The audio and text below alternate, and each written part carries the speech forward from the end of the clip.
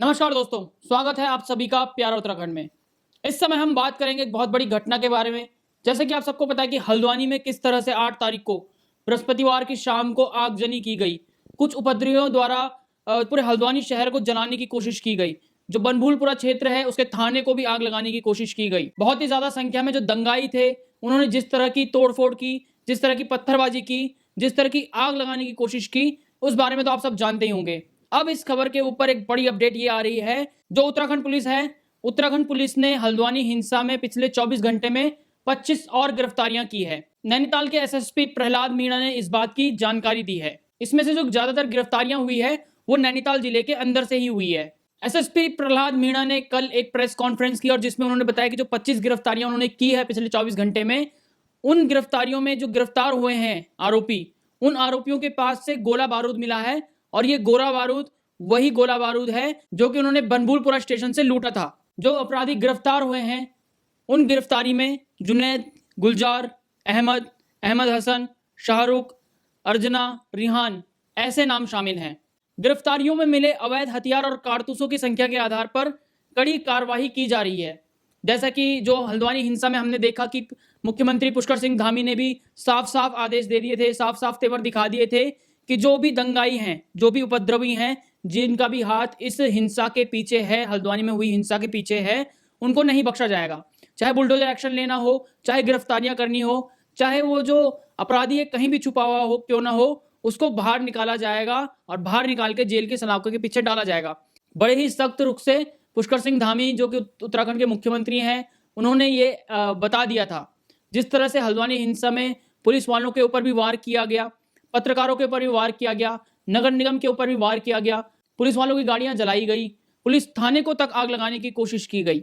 इसको देखते हुए मुख्यमंत्री पुष्कर सिंह धामी ने ये बड़ी बात कही थी कि जो भी दंगाई हैं उन पर अब बुलडोजर एक्शन भी लिया जाएगा, उनको चिन्हित किया जाएगा। और इसी मामले में आपको बता दें कि सबसे पहले 5 गिरफ्तारियां हुई थी परसों, उसके बाद कल 5 गिरफ्तारियां और हुई थी जिसमें समाजवादी पार्टी का जो नेता है उसका भाई भी शामिल था। वहीं उसके बाद बता दें कि पिछले 24 घंटे में 25 और गिरफ्तारियां हो चुकी हैं हल्द्वानी हिंसा के सिलसिले में। जो हल्द्वानी हिंसा का मुख्य आरोपी है अब्दुल मलिक, जिसका वो बगीचा था, जो 3 एकड़ का बगीचा था, जिस पर नगर निगम की टीम गई थी उस विवादित, उस अवैध ढांचे को गिराने के लिए, जो अवैध मदरसा था वहां पर, जो अवैध धार्मिक स्थल था वहां पर, उसको ढहाने के लिए जब 8 तारीख को जो नगर निगम की टीम पुलिस के साथ वहां पर गई थी, तो उस समय यह दंगा भड़काया गया महिलाओं और बच्चों की आड़ लेकर। तो जो मुख्य आरोपी है इसका अब्दुल मलिक, जिसका वो बगीचा था, वो अभी तक फरार चल रहा है और पुलिस दबिश दे रही है और उस आरोपी को गिरफ्तार करने की कोशिशें जारी है। आपको बताते हैं कि जब 8 फरवरी को पुलिस की टीम और नगर निगम की टीम उस भूमि में गई, उस 3 एकड़ की जमीन में गई जहां पर यह अवैध निर्माण किया गया था, अवैध मदरसा बनाया गया था, तब ये अब्दुल मलिक ने ही वहां पर जो औरतें और बच्चे हैं उनका सहारा लेकर उस भीड़ को भड़काकर पुलिस वालों के ऊपर पथराव करवाया। उसके बाद जब पुलिस वाले वहां से गए तो उसके बाद उन्होंने पूरे शहर को, पूरा बनभूलपुरा जो क्षेत्र है उसको आगजनी करना शुरू कर दिया। पुलिस थाने पहुंचते ही पुलिस थाने को चारों तरफ से घेर लिया, जबकि उस पुलिस थाने के अंदर पुलिस वाले मौजूद थे, पुलिस के अधिकारी भी मौजूद थे।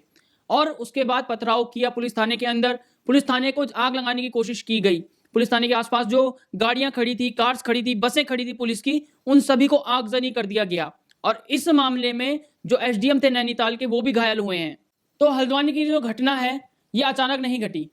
जैसा कि आप सब जानते हैं कि अतिक्रमण पर जो धामी सरकार का बुलडोजर है वो पहले से ही चल रहा है, पिछले 6 महीने से चलता हुआ आ रहा है। साल के अंत में धामी सरकार ने, मुख्यमंत्री पुष्कर सिंह धामी ने ये कहा था कि जो 6000 एकड़ जमीन थी वो मुक्त करा दी जा चुकी है। जो भी अतिक्रमण वाले थे उनसे वापस, चाहे वो फॉरेस्ट की लैंड हो या रेलवे की लैंड हो, वापस उनको दे दिया है। जो बची हुई जमीन है उन पर वापस कार्यवाही चल रही है। तो ये जमीन उसी बची हुई जमीन का हिस्सा है। बुलडोजर एक्शन पहली बार नहीं हुआ है। मामला 1 फरवरी का है जब ये मामला शुरू होता है। 29 जनवरी को टीम पहले वहां पहुंचती है, उस इलाके को चिन्हित करती है। जो 2 एकड़ की जमीन थी उसको चिन्हित करती है कि 2 एकड़ की जमीन अवैध है। नोटिस दे देती है 1 फरवरी को कि इस जमीन को खाली कर दीजिए। इसके बाद नगर निगम की टीम आएगी बुलडोजर लेके, तो इस जमीन को खाली करवा देगी। साजिश तभी से शुरू हो चुकी थी, 8 दिन की प्लानिंग थी इसमें।